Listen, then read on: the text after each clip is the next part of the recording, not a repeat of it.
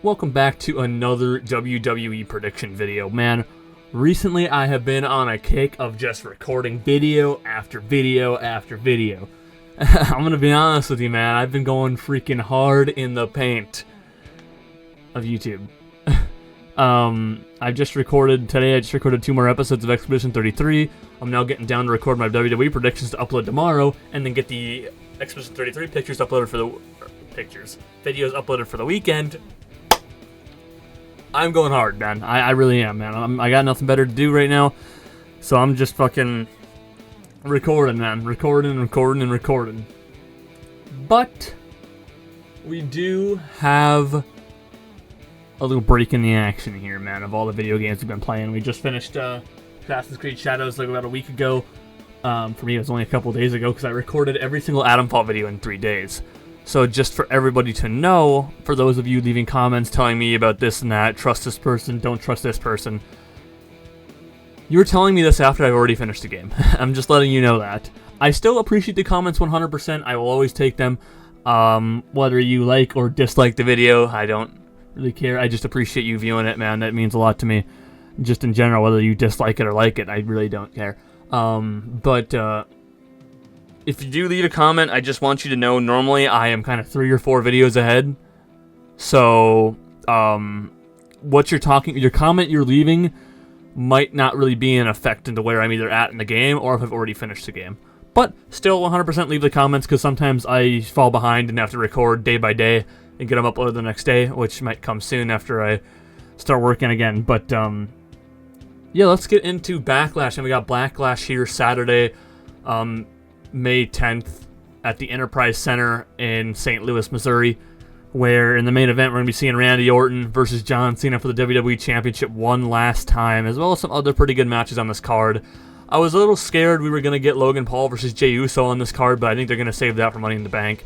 I just don't think that would have been a good addition to a card that already has Pat McAfee versus Gunther, when a lot of people are already I get you're going to have your celebrities, your celebrity appearances, maybe your celebrity wrestlers showing up at WrestleMania, but leave the Backlashes and the Money in the Bank, these smaller, I guess Money in the Bank isn't really B-level, I would say, but leave these smaller B-level pay-per-views for, like, the fucking real shit, let's get down and fucking put on a banger match between 2 really good wrestlers, man, and they're going to sell, they always will, I'm okay with Pat McAfee versus Gunther being on this card, mostly because we got 3 other matches that could be really, really good in the main event, which is, I'm going to be honest with you, if you're going to sit here and tell me and expect John Cena and Randy Orton to be a very good match, you got another thing coming.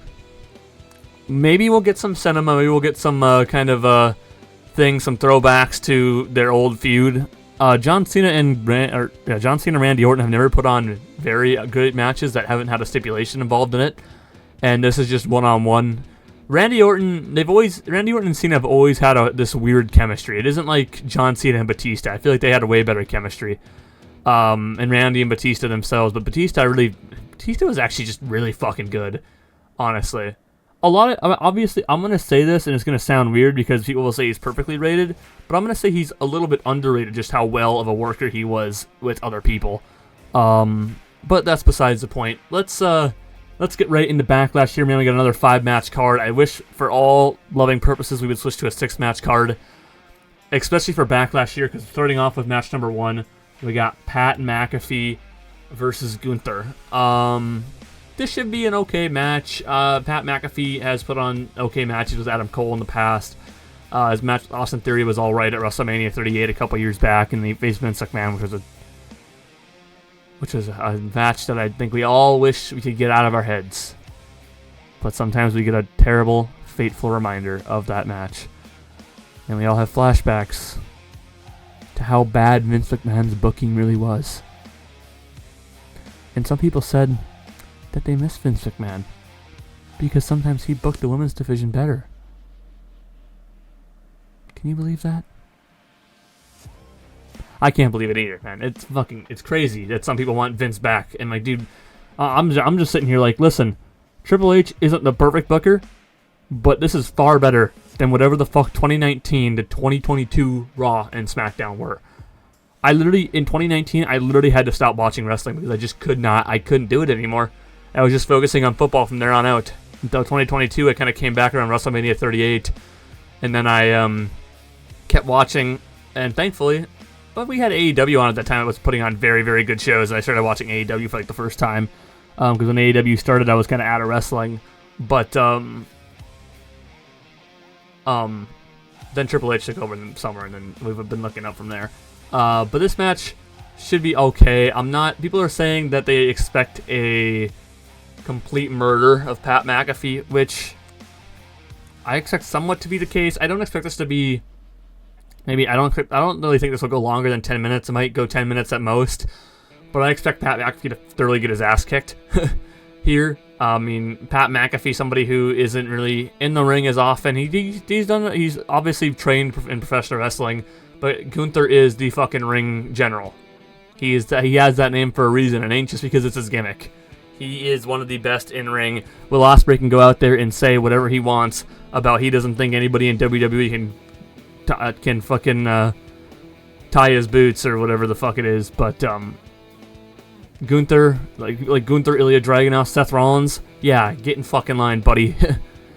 In ring, Will Ospreay might be the best in the world, and I will be honest with him. But man, he's gotta shut up about WWE here and there too. Fucking A, dude. We don't need to keep hearing you talk about that. Anyway, Gunther is one of the best in ring here, and when it comes to full-on professional wrestling, Will Ospreay falls below a couple of people because you need promo ability and storytelling ability in professional wrestling. That'll always, always, always be the case. Story is king every time. But I think this is a pretty easy prediction here. I do believe Gunther will beat Pat McAfee, and we can move on to match number 2. Match number 2, we got Lyra Valkyria versus Becky Lynch for the Women's Intercontinental Championship. Should be a good match. The last time these two women faced, I think it was, NXT No Mercy? A couple years back in 2023, I believe. I could be wrong. Yeah, it was 2023, because Roxanne held the NXT title for most of 2024. I think Lyra lost it at Stand and Deliver. I could be wrong. Could have been earlier, but that's alright.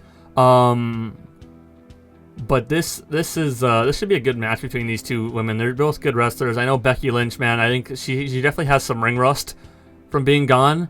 But Lyra is a phenomenal wrestler. She will be a world champion one day, and I can't wait to see it. As far as this feud, I think they've done pretty well. I really like to not hear Becky Lynch say welcome to the big time again, because I got some terrible flashbacks to how bad that heel run was. There's some people that go out there and say that was good. I don't know what you were watching. Some of those promos were the worst promos I've ever heard Becky Lynch say. I think this heel run already is starting off better for her, and I think we've done a good job with the Women's Intercontinental Championship here post-WrestleMania. I think we've done a good job, well, besides the Women's U.S. title, we've done a good job with most of the mid-card titles after WrestleMania here, and I'll get into that in the next match here. But they've had some good back and forth promos. This will be a good match. I think we're going to have a new Women's Intercontinental Champion here for Becky. Maybe Lyra wins it back later on. Maybe Lyra or Becky goes on to put somebody new over. But I don't know. Becky just returned and turned heel again, so I think we're going to have a new Women's Intercontinental Champion here. I think Becky Lynch is going to beat Lyra Valkyria. Match number 3, we got Dominic Mysterio versus Penta for the Intercontinental Championship match. Intercontinental Championship, man, is what I meant to say, not match. For the Intercontinental Championship, man, this match is going to be very good, man. Dominic has... his jump from 2022 to 2025 has been amazing to see. And he definitely deserved to win the Intercontinental Championship at WrestleMania, man. I knew he was going to win it. I had that prediction down. I will see Penta hold this title probably at some point, but obviously it's not going to happen here as Dominic just won the title. But, yeah, this should be a banger match. Dominic has done a really good job with his wrestling ability in the last couple of years, man, and I see Dominic in a match, and I'm actually kind of excited to watch the match, especially when you put him in the ring with Penta. We all know how good Penta is, man. Penta is phenomenal, and his presentation, everything since he came to WWE, has been amazing. Same with his brother Rey Fenix. But this is the booking for the Intercontinental and U.S. title, the men's Intercontinental and U.S. title, has been phenomenal. I think Dominic has already done a fantastic job as Intercontinental Champion. better than Braun Breaker has, unfortunately, but it was not really Braun Breaker's fault because he just wasn't put on TV. Not really in an in-ring aspect. He was doing like backstage little things, but it really wasn't. We've seen this is the second Intercontinental title defense of Dominic Mysterio here. But Dominic, man, he's a workhorse, man, and he doesn't get enough credit for it because obviously a lot of his matches come from live events, which he's not going to reach that match mark like he has the last couple of years because they've really taken a step back with the live events.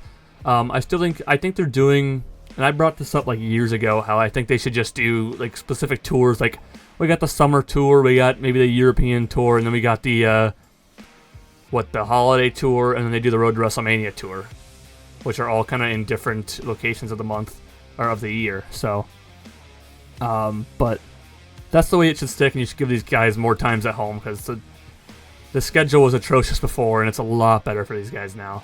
But regarding this match, Dominic will retain here. I can't see Penta taking the title just yet. At some point, maybe Penta dethrones Dominic. I don't know who dethrones Dominic right now, but Dominic will retain the title here and beat Penta at Backlash. Match number 4.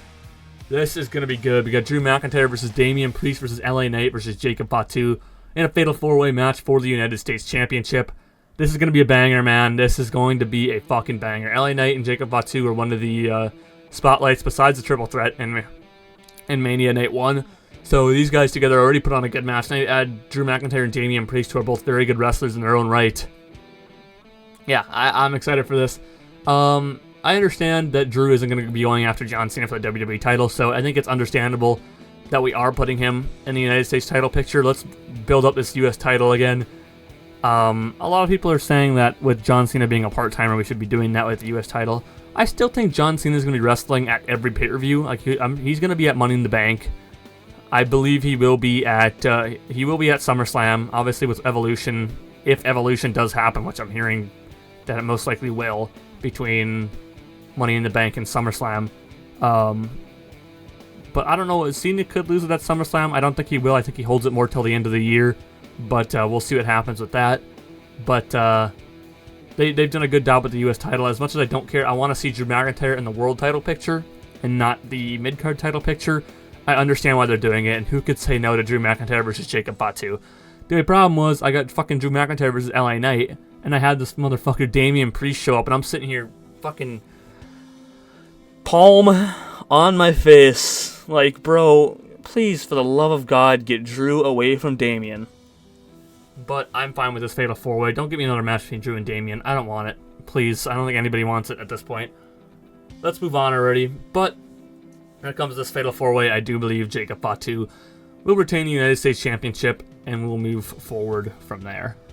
That's match 6. That's the wrong fucking guard. Match 5. One last time, John Cena versus Randy Orton for the WWE Championship in St. Louis, Missouri. Obviously, I think we all know what's going to go down here. It isn't going to be a Matt Classic in any way. It will not be an instant classic at all. But this should be a fairly decent match from a storytelling perspective, I do believe. Obviously, John Cena at the end will cheat to win and retain the WWE Championship, but it'll just be a good time to just sit back and watch John Cena and Randy Orton in the ring one more time. People can say whatever they want. I really wish that title wasn't photoshopped on John Cena there, but this will be a good match. I am excited for it. Or this will be an okay match. I'm not going to say it's going to be a good match, but I think it'll be an okay match. We're not going to get any Matt Classic, but let's just enjoy John Cena and Randy Orton in the ring for one last time, man, because we don't get many of these opportunities where we get to see these two competitors that we've watched growing up get in the ring one last time, that we know it's going to be the last time ever. So just enjoy it. I don't sit there. I don't say that a lot. I don't want to sit here and say enjoy bad TV, because you fucking shouldn't. Anyone that says just sit back and enjoy it and be a fan can go fuck themselves. I'm talking to you, Triple H. But for this one, I'm willing to do that. I'm willing to do that. I'm willing to tell you to do that. Sit back and enjoy. You're not going to get anything amazing out of this. But it'll be fun to just see Cena and Randy in the ring for the last time. And I think we all know that Cena's going to retain the WWE Championship here moving forward. I heard of a Cody return at Backlash. I think it's too early, but I guess we'll see what happens. I guess he got his 3 weeks off. I feel like we could return him at like Money in the Bank or something. I don't know if we plan on doing another Cody-Cena match at SummerSlam. I don't know what the plan for Cena is going into SummerSlam, but we'll see what happens. Other than that, this feels very short for what I've been doing the last couple of days with these 2-hour videos. But yeah, that's going to be this video here. This is going to be my predictions for Backlash. So if you guys did enjoy, please drop a like. That'd be greatly appreciated. If you're new here, please subscribe for more WWE and AEW professional wrestling content. We also do video game content as well. We're currently working, or I guess I've already got 3 videos recorded, but I haven't got one uploaded yet. Tomorrow, we start Claire Obscure Expedition 33, so feel free to go and watch that. Over the last couple of days, we've been playing Atomfall, Assassin's Creed Shadows, and we did the DLC quest for Kingdom Come Deliverance 2, so you can go check those out. Other than that, after Expedition 33, we'll be getting into Doom the Dark Ages. I believe Death Stranding 2 is also in June, but we also got DLCs for Stellar Blade coming soon, or I guess... Yeah, Death Stranding 2 is in June, but I'm talking May. And we also got a Star Wars Outlaws DLC, the second one coming sometime this month or next month too. So there's that. We also do NFL football content as well. Social medias will be in the description below. Twitter and Instagram, you can go and follow all those. Leave a comment of what you thought of my predictions for WWE Backlash 2025, and leave a comment for your prediction of Backlash 2025. And I will see you guys in the next video. Thank you for tuning in.